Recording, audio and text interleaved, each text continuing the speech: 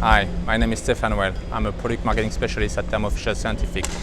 Today it's my pleasure to present the work of Jessica Wang. The title of the poster is Orbitrap-based mass spectrometric characterization of antibody drug conjugates engineered through antibody glycan. In this study we will have three samples: the naked antibody, an intermediate form, the azide activated antibody, and finally the ADC antibody where the drug is attached through the end glycan of the antibody. On this type of antibody you can have from 0, no conjugation, to 4 drug on the glycan. On this figure you can see that you have mostly 4 and 3 for the intermediate form.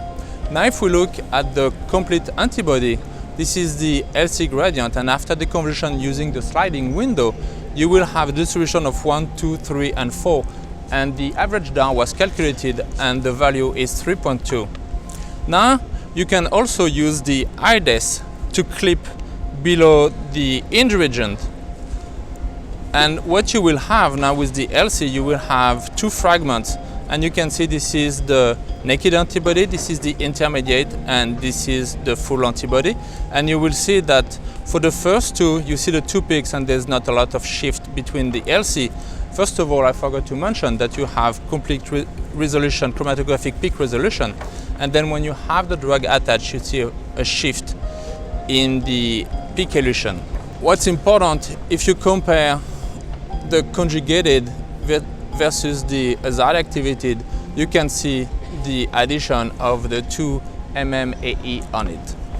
Some peptide mapping were performed also, and in this case we show the azide modified glycopeptide EEQI NSTYR. This is where the glycan is, and you can clearly see when you use ETD you will have backbone fragmentation.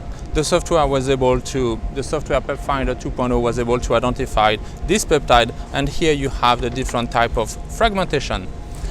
Middle down sequencing was also performed on the FC part where you will have the glycan attached and when you will have the drug on it. This is the naked antibody, this is the intermediate, and this is the full antibody, and you will have more than 50% sequence coverage, backbone fragmentation for all of them, and more importantly, you have the site of the conjugation that was identified.